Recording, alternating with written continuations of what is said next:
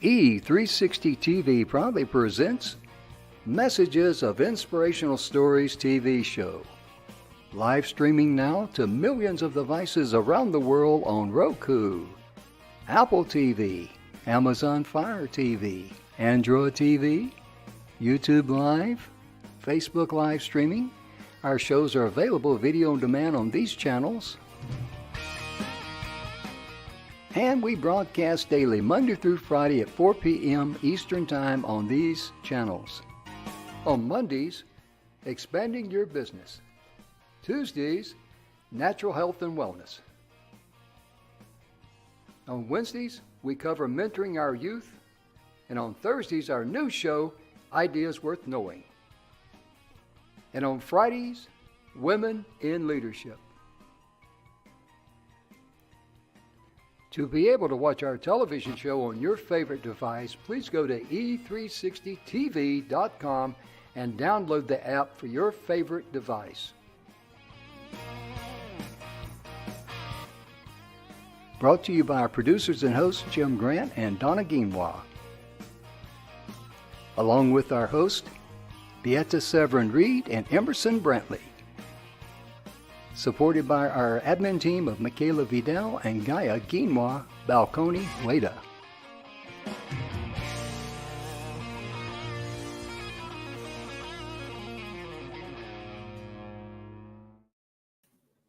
And welcome to the show, ladies and gentlemen. The Messages of Inspirational Stories is proudly brought to you by the good guys at the 6minutewebinar.com. And we're also brought to you by our new Thursday show, Ideas Worth Knowing. And when it comes to ideas worth knowing, oh my goodness. Emerson, you and Mike Lewis spearhead that show. Oh, what kind of a coffee cup is that? Is that great? Yeah. Ideas Worth Knowing, you. Oh, worth knowing. Okay. Yeah, isn't that great? Yeah, it is. I like that. Yeah. Maybe I'll get one for Christmas. Because you have ideas worth knowing. There you go. Everybody does, don't they? That is really true. Everybody does. Everybody does. And you know, the Ideas Worth Knowing, it's got a website there, ideasworthknowing.com. They're updating it right now. But you can go there and register and receive a complimentary library card. Sure. And Mike is working on that and to get those books up there, because therefore you can go there and get 10 complimentary books of your choosing. You can get 1 or 2, 3, 4 at a time or whatever. You can get, or somebody else can get a couple of them if they want to, or even they can sign up for 10 free complimentary books. Well, Mike and I just set up a nonprofit specifically to be able to provide the library, because those of you who viewed the show many times, Mike has,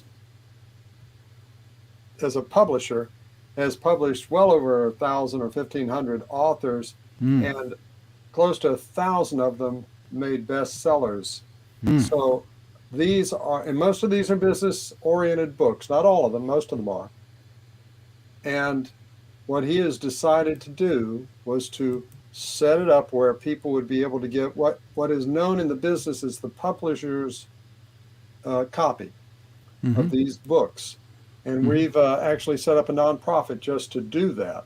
So definitely take advantage of it. You can go and spend, oh my goodness, so much money taking courses and going to seminars. Oh, yeah. And Jim and I both know firsthand how those courses and seminars, even in the college system, they really give you a lot of practice and involvement. They do. But you can get a lot of that information when you're dealing with people who are recognized leaders in that space. Ooh, and if you have a small business or want a small business or an entrepreneurial spirit, you need to fill your head with the things that other people have known and experienced. Yeah. That will help you in your business to make it successful.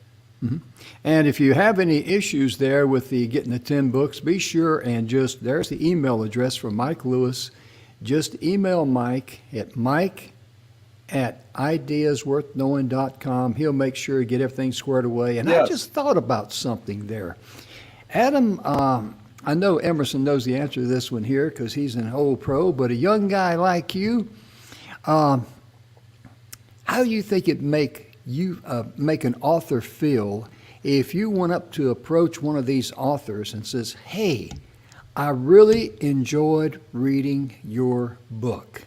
Wow. Yeah. That's a tremendous door opener, ain't it?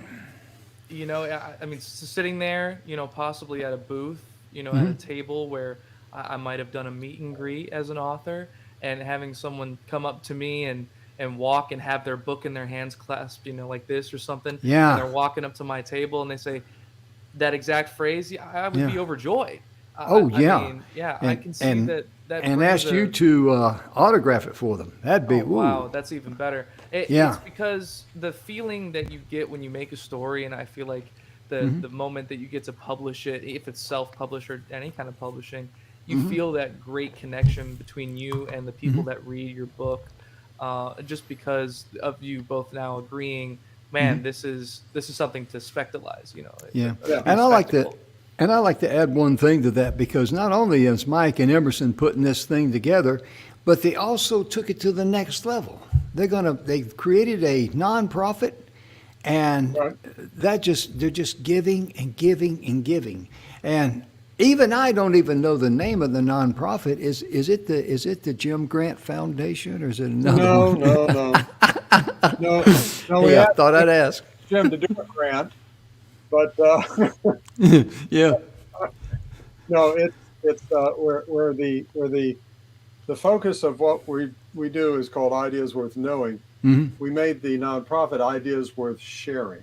Ideas worth sharing. There you go. I like that. And we're not limiting that, by the way, Jim. We're not limiting that to people whose books have been published by Mike's company, Branded Experts Press. So if any of our viewers, if you have a book and you're interested in having more people be exposed to it, this isn't about how many books you can sell. If you want to sell a bunch of books, hey, Amazon's out there all day long. Yeah. I mean, And we know how to make you a bestseller, by the way, if you need to be. Come on out here, authors. We've got a perfect platform for y'all to indulge and enjoy upon, you know? Well, and to see that you have an impact on more people.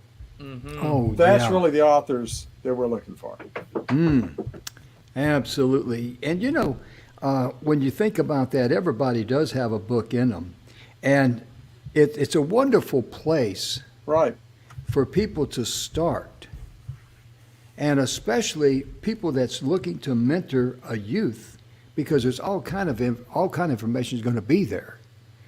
And you know, the thing about connecting with youth, you need to share stories Yes. of people who have had their backs up against the wall. One of the biggest myths that I want to share, and I want you guys to comment on this, give me your thoughts. One of the biggest myths that people have in their mind that they think is gospel truth is that if they don't have any money, they can't do anything. And that is not true, because if it was true, how do you explain all of the rags to riches story? And I'd like to start out, if I may, Absolutely. with one story about S.B. Fuller. S.B. Fuller grew up in Louisiana. Talk about a poor family. They were literally dirt poor. For you see, S.B.'s family, his dad, and other men that he knew, they were all sharecroppers. And by the time S.B. was 9 years old, he was in the field plowing with a couple of mules. 9-year-old kid. Now that's not uncommon, because that was the standard way back in those days. And he was a black gentleman, but the one thing that he had was a remarkable mother. She read, and she was inspired. She had a special kind of vision that you do not expect from sharecroppers. Not to be judgmental or anything, but you don't normally I'm not familiar with the term, actually. sharecroppers. Yeah. Okay. It was a term that came about after the Civil War. Originally, it when a major landowner who had their plantation all broken up basically made it where the people who lived there were able to farm it, but they had to pay for that privilege, and they paid for a portion yeah. of what they were able to grow. Okay. Yeah. So a portion of it went to the owner of the land. They were sharecroppers in that process. Did I do that pretty good, Jim? Oh yeah, absolutely. And I'm glad you pointed that out, Adam. Yeah, absolutely. I just needed a small little reference point, but yeah, Little, sorry little for the clarification there. Yeah. Anyway, his mother used to And sit so there. let me add this, Jim. Okay. So the thing about sharecropping is they didn't own the land. They had to pay part of everything that they made back to the landowner, and it actually became this self-induced kind of prison, because in farming, you can't depend on what next season is going to be, or what the season after that's going to be, or the season after that. You have to prepare beforehand, yeah. And so they would become indebted, and they would become basically in a different kind of slavery. They basically become locked in. Financial So slaves. That's what it farming says sharecropping. industry. Yeah. Yeah. And SB's mother, she used to sit him down and she used to talk to him. She said, SB, we shouldn't be poor. She says, and don't you ever let me hear you blame God or anybody else for us being poor. The only reason why we're poor is that your father has never had a desire to be anything else. And so this really, impressed young S.B. Fuller. And when he got old enough to leave the farm, he left the farm. He went up in Chicago area, and he became a salesperson. And of all things he sold was soap. But he developed a very great reputation with the business people and the folks in the area. And S.B. was known for his work ethics, his honesty in dealing, and just a straight up guy. Then he found out that the company he was working for was going to be sold. And the price was $150,000. Now this is, pre-World War II. It's between World War I and World War II. It'd be over $1 million today. Oh, yeah. Probably several million. Yeah. And he had saved $25,000. So he worked a deal that he would put down the $25,000 in earnest money, and he would have to come up with the other $125,000 in 10 days, or he'd lose his $25,000. That's how bad he wanted this company. And so he went out and he says, I had called on every single source that I had. And on the 9th evening, because the money was due the next day on the 10th, on the 9th evening, he had raised $115,000. He was $10,000 short. He said, I had exhausted every single lead that I possibly had, everybody that I knew had invested with me. And he got down on his knees. Now listen to this story. This is in the book, Success Through a Positive Mental Attitude, with W. Clement Stone and Napoleon Hill. Yep. But he got down on his knees and he prayed. Because that's what we should do in our hour of need. We shouldn't pace the floor and worry and all that stuff, because all that does is drain your energy. It's like drinking to solve a problem. All it does is give you another problem. And he says, I'm going to go get out in my car. This is on a Friday night now. I'm going to drive up 61st Street in Chicago. And he says, let the first light that I see on in a business establishment be the sign where I can get the other $10,000. So he's driving up 61st Street Friday night at 11 p.m. What are the chances of him finding a business open much less $10,000 at 11 p.m. at night. He Right. drove block after block after block, and everything was, all the businesses and everything, buildings were just pitch black, turned off lights. Finally, he saw a light down there, and it was a contractor's office, and he only knew the contractor just a little bit. The contractor knew who he was, he knew who the contractor was, but that was about it. And he walked in, he knew he had to be aggressive, and he walked in, and the contractor looked up from working late at his desk. He was tired, and SB says, "Would you like to make $1,000?" And the contractor said, "Well, yeah, sure." He says, "Well, what I need a check right now tonight for $10,000. And he sat down and explained to him what he was doing. He shared with him what the other people had done. And before he left that night, he had the $10,000 that he was shy on. He was able to make that $150,000 purchase the next day. And the principle of that was he did not quit. What would be going through my mind or your mind or anyone else's mind if you're driving down a street and you're trying to find $1,000 at 11 p.m. at night on a Friday night? That sounds like a great night for dumpster diving. You know, that's the only thing I can think of nowadays. Yeah. Because I see, I mean, you know, Yeah, what would our minds normally tell us, though, really? What would our mind, oh, man, you're pushing a chain uphill doing this, you know? Brother, if you know how to get $10,000 out of a dumpster, I need to be following you around. that's That's what I'm trying right. to say That's over right. here. Yeah, what Well, time we going out tonight? I'll We bring can the actually flashlight in the talk about bag. that story, and I'd love to transitional wise, because there's a fellow out in the internet now who's doing all these. There's a bunch of them. You know, some call themselves the dumpster diving kings, and people who just do this, and they find full products worth of things. You know, I'm talking hair products, nail products, Ceiling fans, all ceiling sorts fans, of things. snacks, you know, candies, different things. And over time, you know, I'd probably be around a few $1,000s if you saved up a few different things. Now, Oh, granted, yeah. you wipe them all down and, you know, see if they're not rained on, expired, or,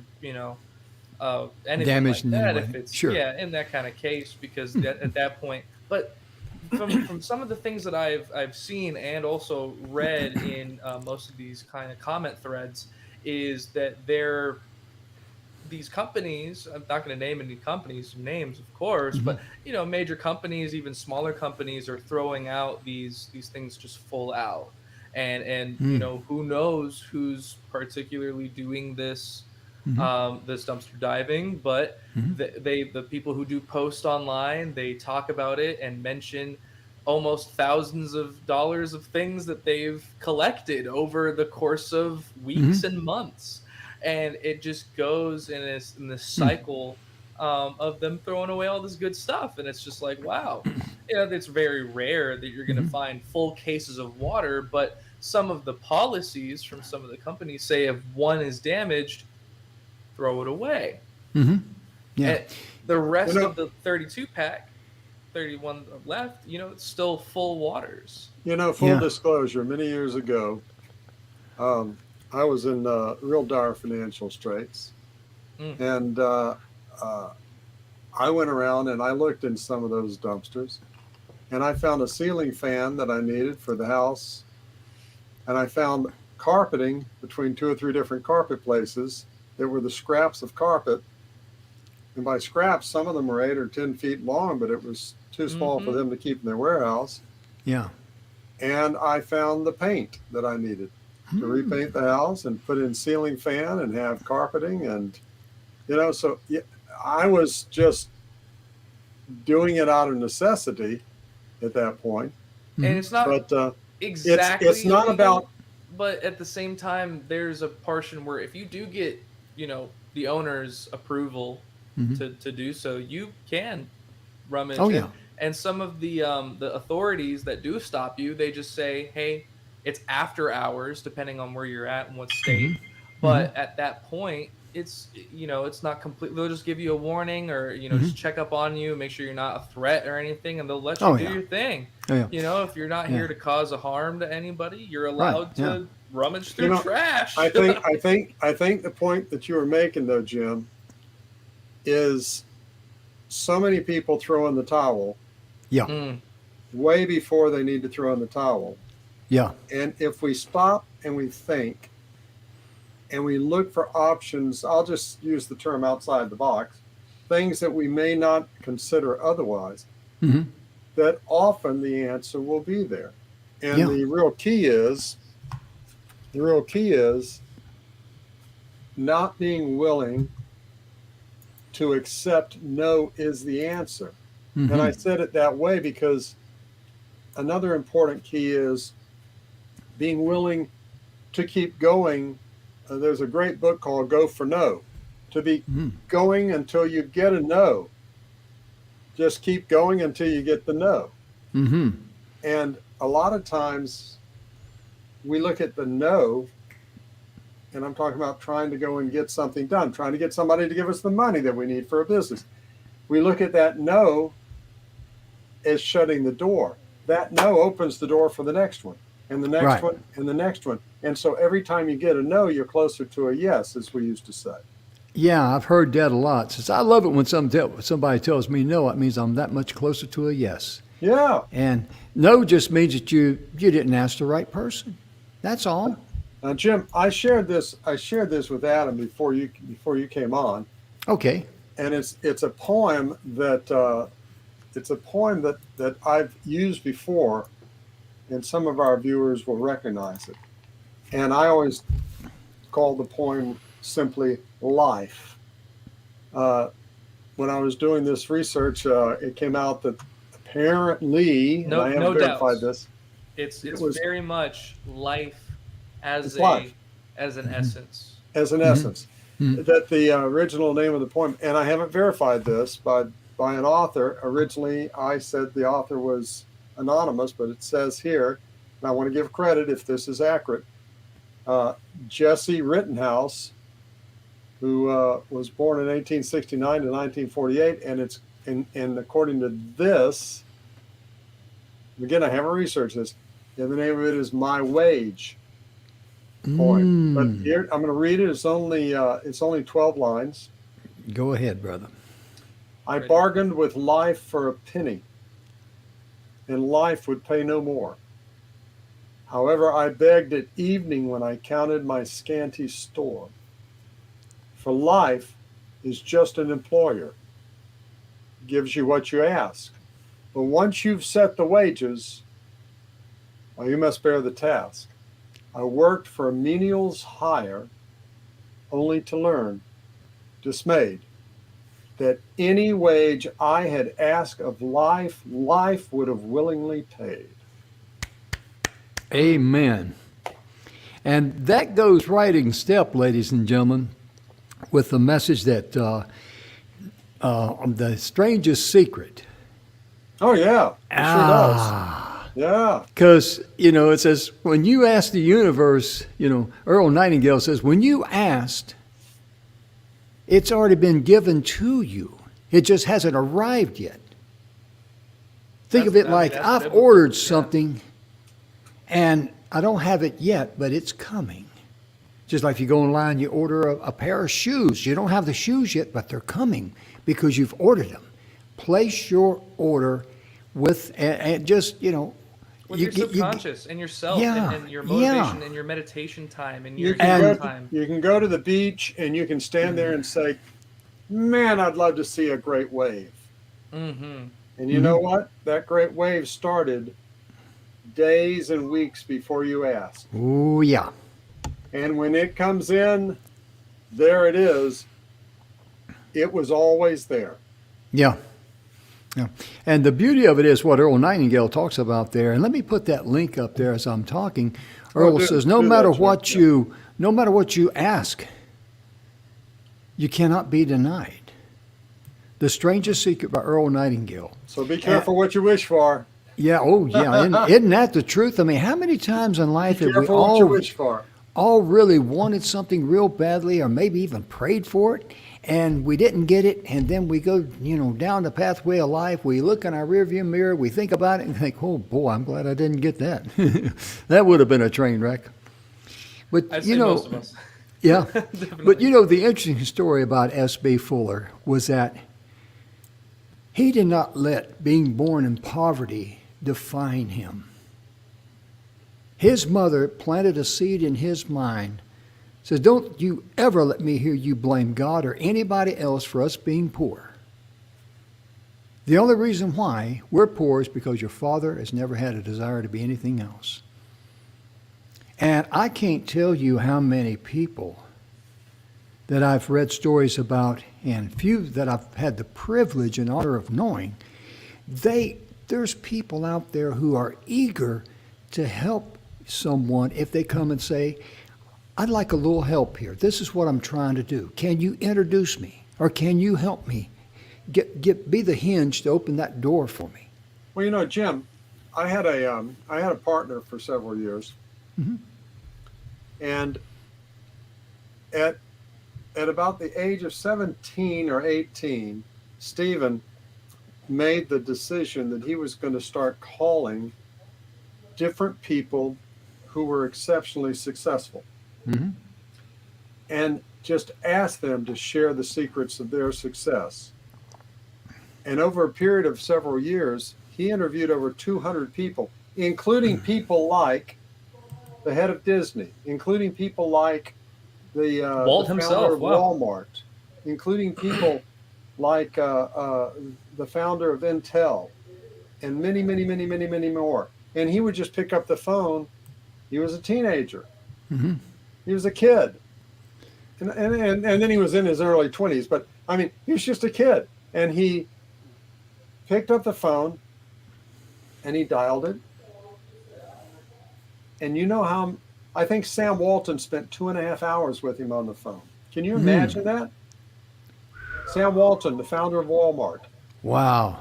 spent 2.5 hours with him on the telephone, just spilling out everything that he had learned in his life. I mean, for you The or wisdom. me, or most of us, to sit there and think about, oh, well, if I called up the head of Citibank, or if I called up the head of Intel, or if I called up the founder of Google, or what, or of any name you want to come up with, they never pay any attention to me. They never, I never get through. Nothing, and all that negative stuff starts coming in. He just kept smiling and dialing. And he interviewed Smiling over and dialing. 200 people, Wow. over 200 major business and executive and cultural leaders, presidents. And, I mean, he just kept doing it. And that's really amazing because people love to be asked to They be able to do. share their story. It's a And- legacy. They love to Yeah. be able to pay it forward. Yes. That's how Napoleon Hill started with his Think and Grow Rich. It's exactly how he started. The And- only thing that stops you could be you. Oh, it You know, is you. going after it. And Yeah. I definitely see that. That's part of that message. There is like, don't let yourself get too deep into the thought that it's not real when you can make whatever you want real within Well, and definitely- within reason, you know, of Definitely your, we need to you know, be courtesy. definitely we need to be willing to look at ourselves and say, am I? Ooh, yeah. Am I? Because we all have the voices in our head that's telling us all the reasons why things don't work, or why they won't work, or why we're not this, or we're not that, or the other. But to step back and say, wait a minute, am I?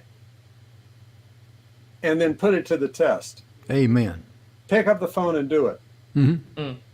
Email the people. Yeah. Text them. Do whatever it is, but to push through that self-created block. Yeah. That's what it is, because in your subconscious mind, you know, and you guys have heard this a million times, Whatever you believe to be true, your subconscious mind will not let you fail. It just won't. It will keep you on that negative mental GPS track, hanging you down. Therefore, in the strangest secret, one of the secrets is that if you ask something and you believe it and you work towards it, your subconscious mind is going to keep you on the right azimuth because you've convinced yourself that you're But it worthy. doesn't sleep. No, it doesn't. The And that number of leads times, me. I can't even count the number of times at 3 or 4 in the morning I've woken up and I've had the answer. I mean, thousands of times I've had the answer. I've had the clarity, the thing that had been a block. I've been trying to work on a project and I couldn't get through. And what is the direction? What is the angle? What's the phrasing? What do I? And all of a sudden, that, bam, there it is. Because the subconscious mind doesn't sleep. It just keeps working until it finds that answer. You're so right, Emerson. Absolutely. And I'd like to share a quick, little poem, real quick. And it's defer till not tomorrow to be wise.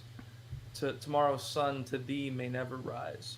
This is an old 1800s quote, but let's just put it into the perspective here that this was written for the rising generation of the 18. I think it was 1806, exactly when this book came out. It's called "Rays of Genius Collected to Enlighten the Rising Generation" by Mr. Tompkins and a few other writers. And some of the wisdom aspects of this book talk about, and I'll just blurb a little bit. But one of the sections that talks about, how to do things, what to do in your life, desire, passion. True wisdom is an evenness of soul, a steady temper, making sure which no cares control. Yeah. The thing I like about what you're saying there, Adam, is that this is very important for young people to hear. If it's true, it never changes. It's just like, and it's just like, it's just like the principles of life. Yeah. The methods and techniques may change, but the principles don't. A classic example is that, prior to the 20th century, when people traveled, it was either on horseback, walking, or horse and buggy. And they did that for, ever since the man. Or train. Ever since man invented the wheel, But see, people still travel. It's just the method that we travel today is just different. But the principle of travel is still the same.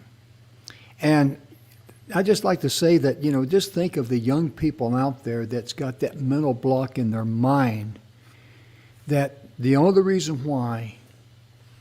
And I joked about this one time and got snapped at, and I'm glad I got snapped at it because I was just a joke. But see, we got to be careful what we tell our minds because it records it as gospel. If you said it, it's got to be true.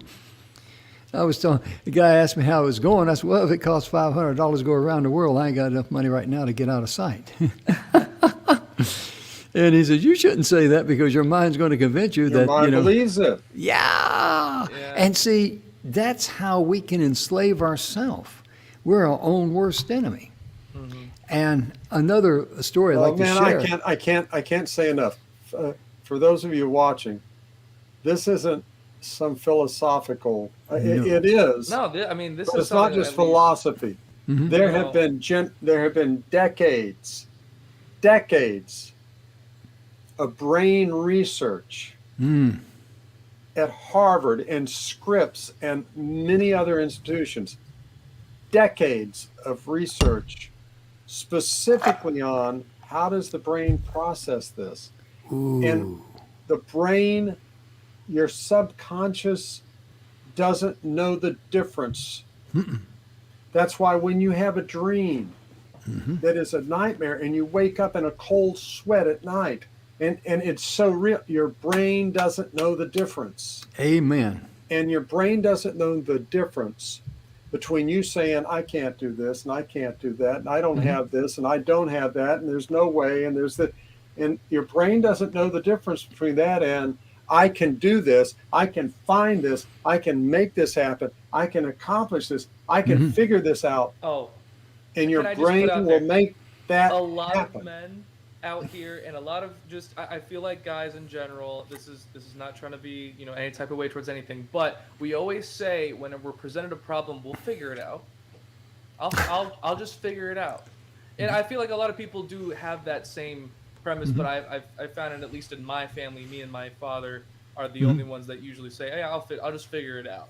My mom's got it all figured out, so Yeah. you know, she's got it good, Yeah. and she's always right, of Yeah. course, no doubt about that. Hmm. It is strictly, you know, kind of just wisdom part of what we're gonna do is like Oh, yeah. differentiating that from it's never gonna happen. Yeah. It's I can see that, you know, Yeah. definitely from what you're talking about, Emerson. Yeah. And what Emerson was saying there, Earl Nightingale compares your mind to like a field, a farmer's field. If a farmer works the field and plants corn, it will grow corn. But if he doesn't grow corn, or if he plants nightshade, a poisonous plant, it'll grow nightshade because they don't know the difference. All it knows is it's just going to produce growth. That's it. And that's a great analogy because, when it comes to a farmer's field, since I grew up on a farm, if you work the field and plant crops, you're going to get the crops that you planted. I've never heard a farmer go out and say, "Man, I planted corn and cotton came up." What in the world is going on there, Because it doesn't work like that, and we know that. But my point being, if you don't work the field, weeds will come up automatically. The same is true with our subconscious mind. If we put good things up here, good things are going to come out of it. If we get lazy and don't do anything or think negative thoughts, we're just going to be getting weeds in our minds. Jim, you're making me think about that old humorous story about the farmer out in his field. Okay. And the old parson comes by, with his old banana hat on. And he comes by and he goes, "Farmer Jones, the Lord has sure blessed you with this beautiful field." And the old farmer looks over at him and goes, "Yep, he sure has, parson.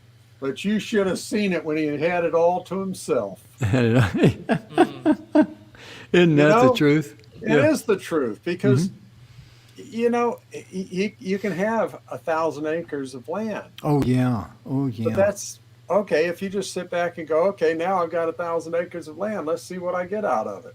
Mm-hmm. You're Yeah. not going to get a whole lot. Yeah. And Need like a lot of wildlife, like the nature appreciation.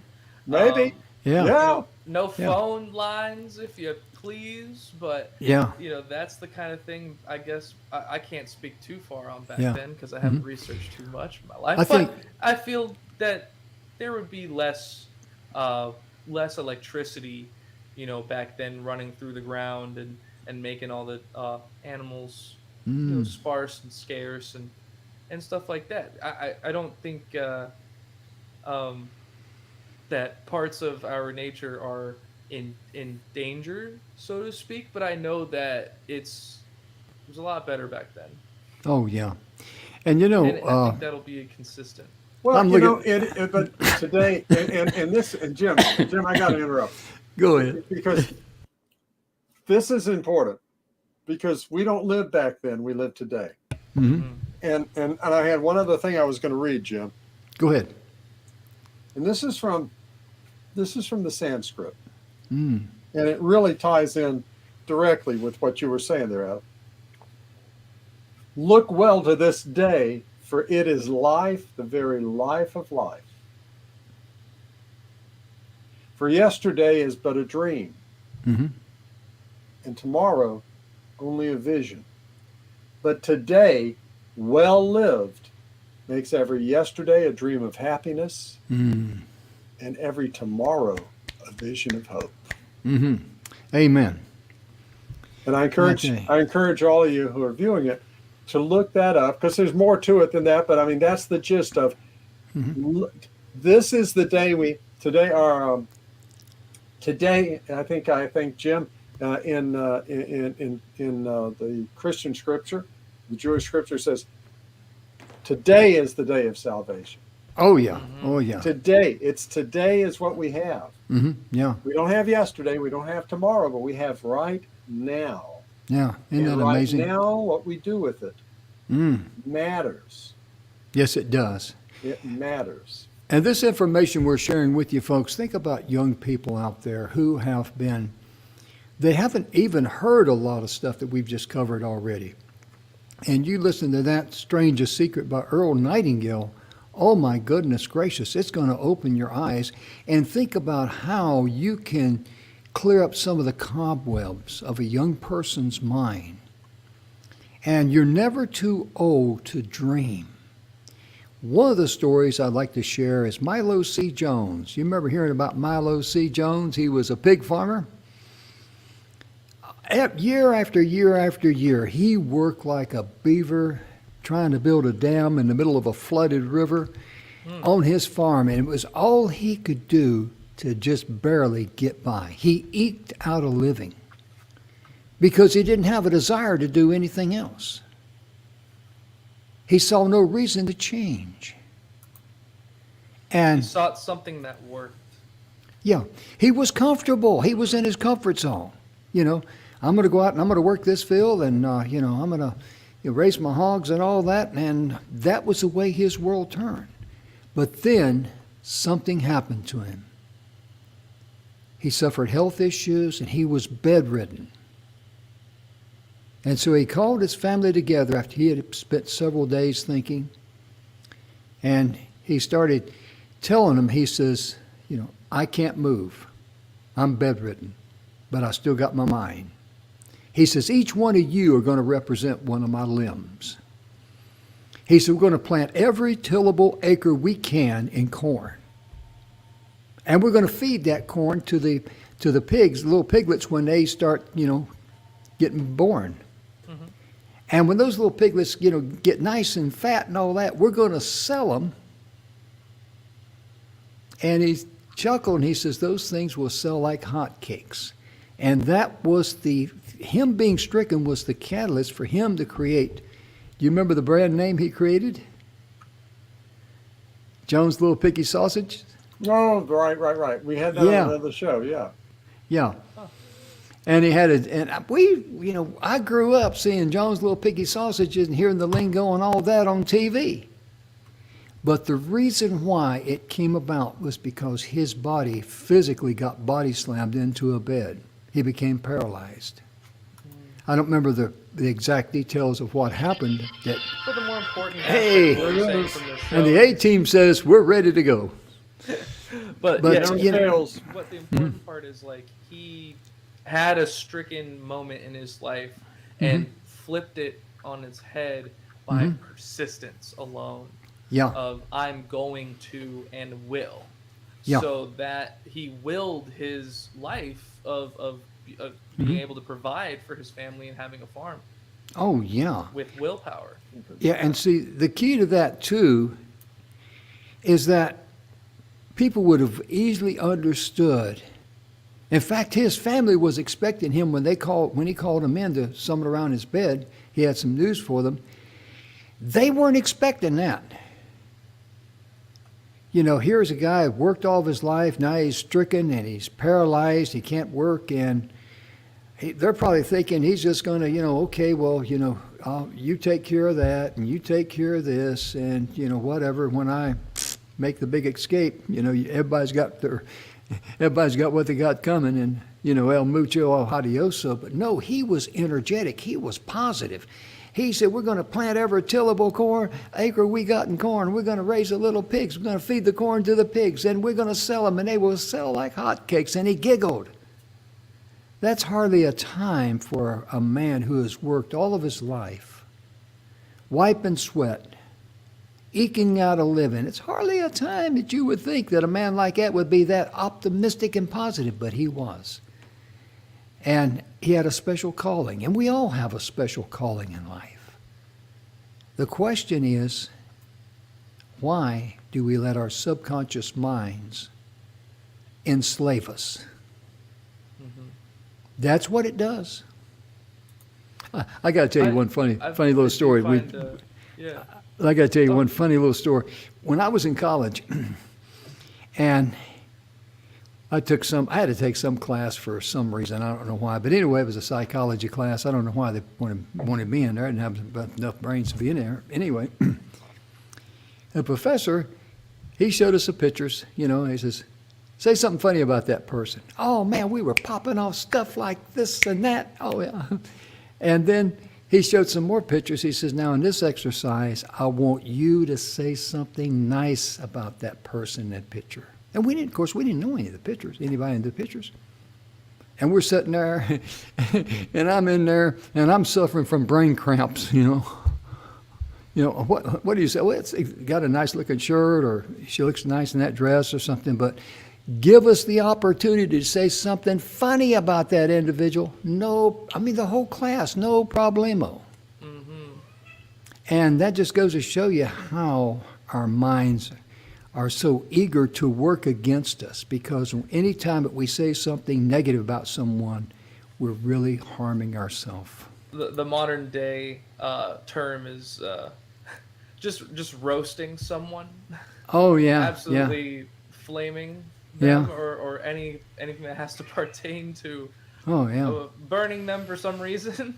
Hmm. You know, sick burn, something like that. Yeah. Oh yeah. Any chance that anyone would get. I mean, the gaming community is absolutely full of people who have that talent. Yeah.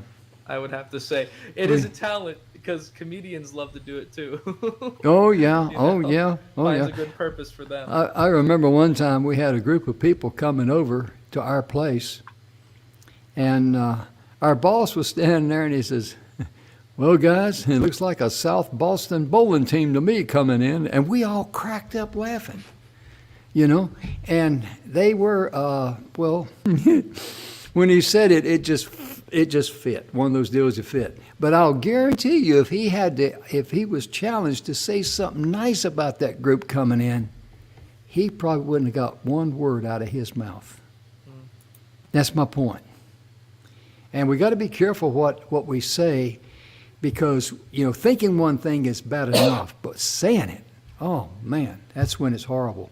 Well, when That's we when it's think it, we hear it, and our head hears it, our brain processes it differently, Mm-hmm. and we begin to believe it on our subconscious level.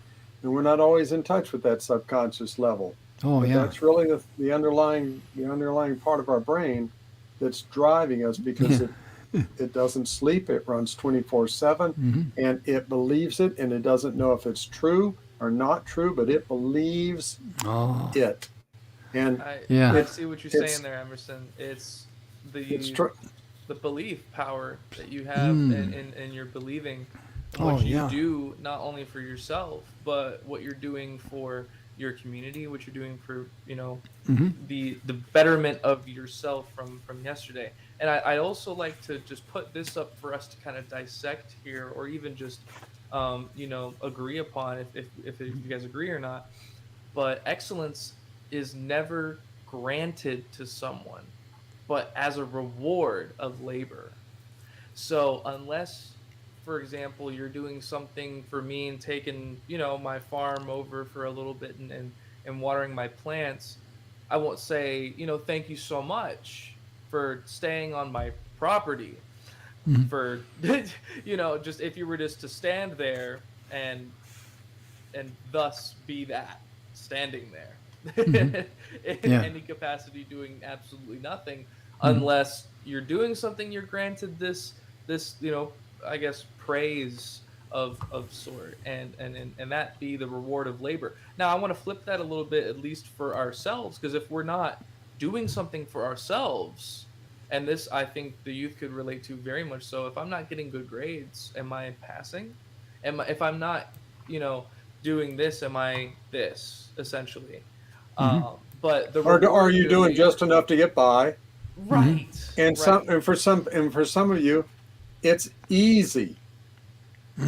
It's easy, so you don't have to work really hard. So are you doing just enough to get by, or are you saying, what can I do above and beyond this? Yeah, that's so true. You know, Emerson, you said something earlier that made me think.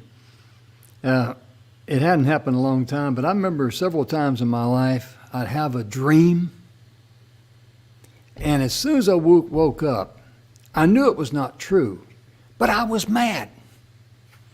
I mean, I was ready to, let's get it on. Let's get up and get down here, If you're bigger than me, I'll bring a ball bat, no problem, I mean, I'm talking about, you wake up, you instantly know that what you dreamed was not true, but it upset you, and you're upset.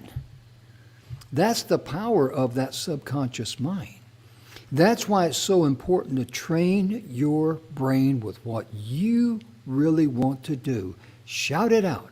It's pointed out in that book of Napoleon Hill and W. Clement Stone's about to get up in front of a mirror, look yourself in the eye, and 3 times in the morning, when you get up, just say, I feel healthy. I feel happy. I feel terrific. Yes. And do it the second time louder. And the third time even louder. And that convinces your mind, hey, this guy feels healthy, happy, and he feels terrific. I guess I better help him. When I worked with W. Clement Stone, that was one of the things we did that started all of our sales meetings was that statement.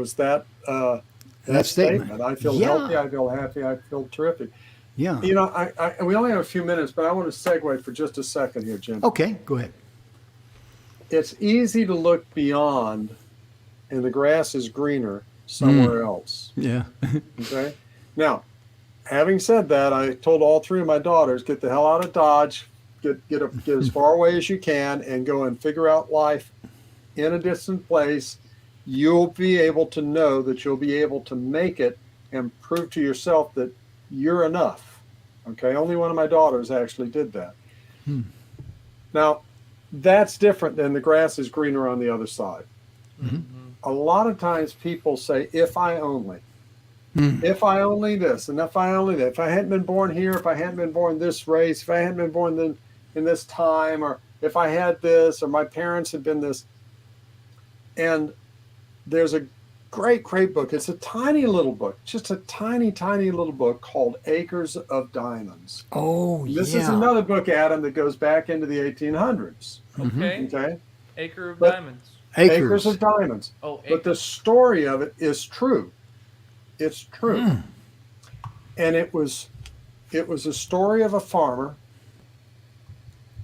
from Africa, Ali Hafad. And he heard these stories of other farmers who had made fortunes discovering diamonds and being able to retire wealthy. And he sold his farm, he left his family, he traveled looking for these diamonds. He never found them. And finally, his health, his loss and everything else, he literally, this is sad, he cast himself into the sea. He killed himself. Now, he sold that farm. This is so key. He sold that farm. And one day the guy who bought the farm was walking along, and he started noticing some very black, dark stones, but he noticed a glistening one. He picked it up and he scratched at it with his penknife.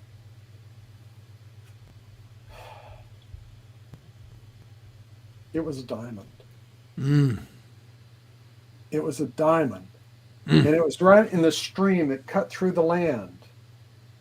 And right under his nose. Digging around, he produced more and more of them. Acres of diamonds. In fact, it became the largest diamond mine in Africa. Yeah. Look, no matter who you are, no matter what your background, your history, your heritage, your training, your family's financial status, there is nothing beyond what's right here that can keep you from achieving and exceeding anything that you could possibly imagine. Oh, yeah. And this little teeny book, if I thought about this ahead of time, I'd have gone and gotten it. It's only about that big. It's just a tiny little book. but it is so true. They're looking We at it have like acres of diamonds all around us like right one of these. now. Mhm. Oh, you got it? You have it? Is this what it looks like?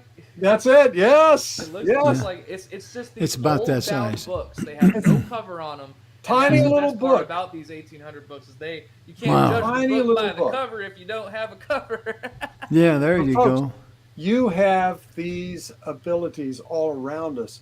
Mm. It's this right here that keeps us from seeing it. Yeah. Don't Yeah. let that be the thing that keeps you from your destiny. Amen.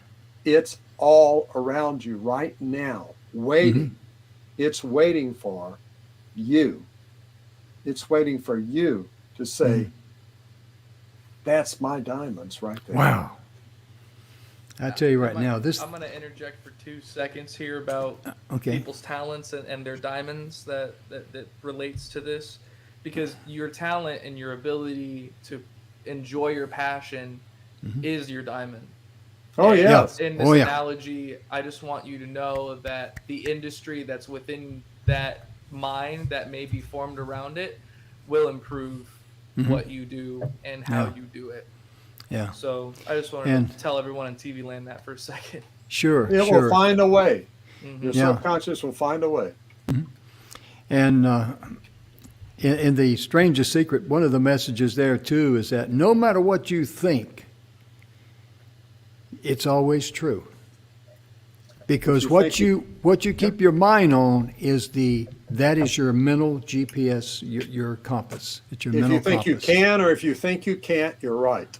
There you go. Yeah. It's one of Henry the best, Ford's. yeah. Yeah, that's a good saying. Ladies and gentlemen, our time is gone, and I know that I know that I know. Some of you folks out there in TV land says, hey, I'm going to share this show with some young people, and please, please, please do, because the information we're shared here can really maybe just open their mind, be a little bit of a light in their life, because we all need light in this dark world. And just share, like the strangest secret with them.